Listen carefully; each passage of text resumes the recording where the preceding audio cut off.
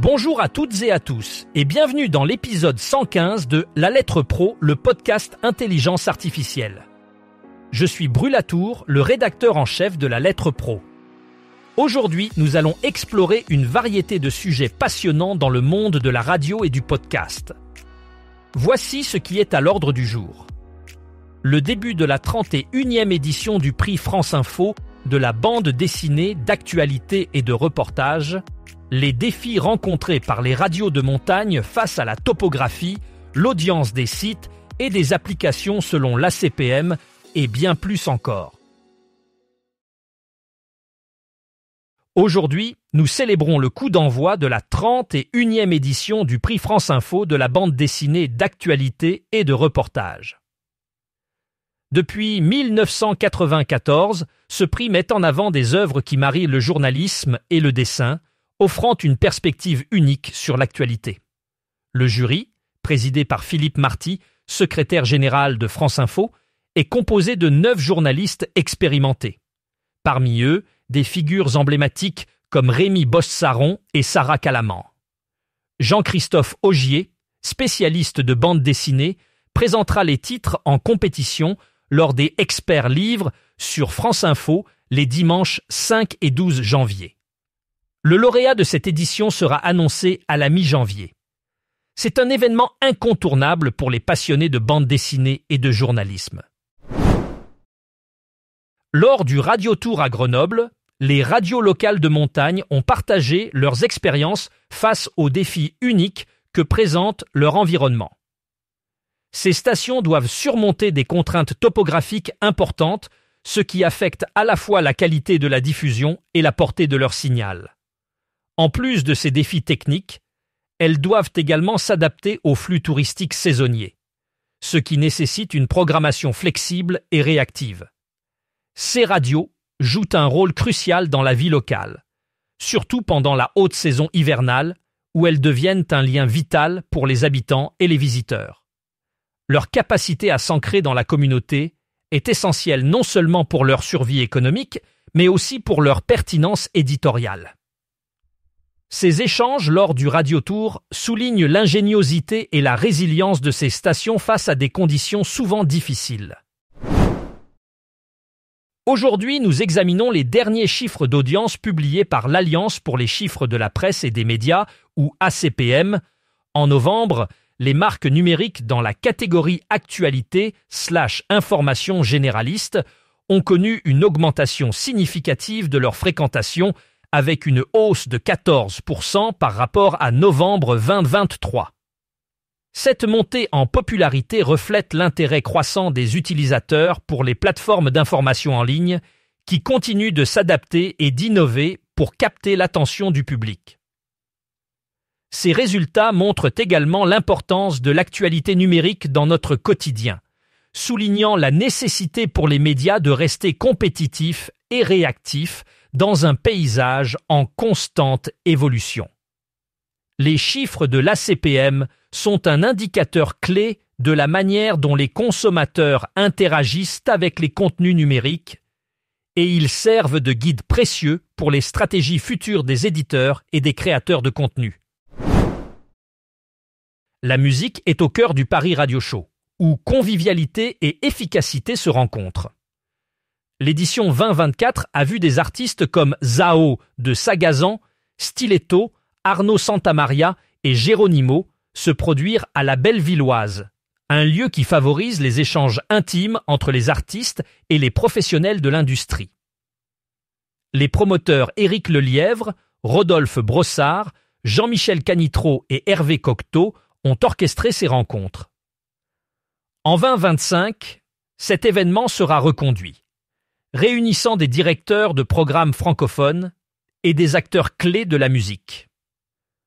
Le salon prévoit un programme riche avec une table ronde sur la radio face aux plateformes musicales, une remise de prix et des moments musicaux comme un showcase d'artistes et un DJ set. Le Paris Radio Show s'affirme comme un rendez-vous incontournable pour les professionnels, combinant moments de détente et discussions enrichissantes sur les évolutions de l'industrie musicale. Les résultats de la 3e édition des Pure Charts Awards ont été dévoilés. Et cette année, le succès est au rendez-vous avec un soutien notable de RFM. Les trophées musicaux, entièrement digitaux, ont enregistré un record impressionnant de plus de 3,1 millions de votes entre le 8 novembre et le 8 décembre. Cet engouement sans précédent témoigne de l'importance croissante de cet événement dans le paysage musical, entièrement dédié aux fans. Parmi les grands gagnants, on retrouve Cara Luciani, Coldplay et Taylor Swift, qui ont su captiver l'audience par leur performance et leur popularité. Ces artistes ont été plébiscités par un public passionné, montrant ainsi la diversité et l'impact de la musique contemporaine sur la scène internationale. Les Pure Charts Awards s'affirment comme un rendez-vous incontournable pour les mélomanes et les artistes, célébrant les succès musicaux avec une approche moderne et interactive. Pascal Praud, à travers la collection Au cœur de l'actu d'Europe 1, nous propose une immersion sonore fascinante dans la résurrection de Notre-Dame, intitulée « Le grand défi de Notre-Dame ». Cette série de podcasts nous entraîne au cœur de la renaissance de ce monument emblématique, gravement endommagé lors de l'incendie du 15 avril 2019, composé de 3 épisodes principaux et de 3 épisodes bonus.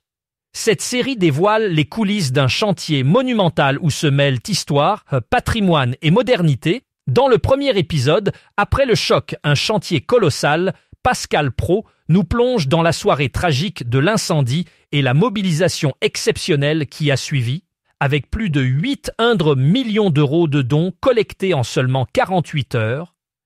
Les épisodes suivants explorent les défis techniques et humains de la reconstruction et célèbrent le retour à la vie de Notre-Dame. Les épisodes bonus, avec des personnalités comme Stéphane Bern et Philippe Jost, offrent des perspectives uniques sur l'importance de ce chantier. Cette série est une prouesse de narration et de production, réalisée par une équipe talentueuse d'Europe 1, avec un visuel conçu par Sidonie Mangin, capturant l'élégance de ce projet historique. Apple a récemment enrichi son offre musicale avec l'introduction de 3 nouvelles radios disponibles sur Apple Music. Ces stations, nommées Apple Musica Uno, Apple Music Club et Apple Music Chill, sont diffusées mondialement et en continu. Elles viennent s'ajouter aux stations déjà existantes, telles que Apple Music One, Apple Music Hits et Apple Music Country. Ces nouvelles chaînes sont accessibles gratuitement via la plateforme Apple Music Radio, offrant ainsi aux amateurs de musique du monde entier une variété de contenus musicaux diversifiés et spécialisés. Cette expansion témoigne de l'engagement d'Apple à fournir une expérience musicale enrichie à ses utilisateurs, en continuant d'innover dans le domaine de la diffusion musicale numérique.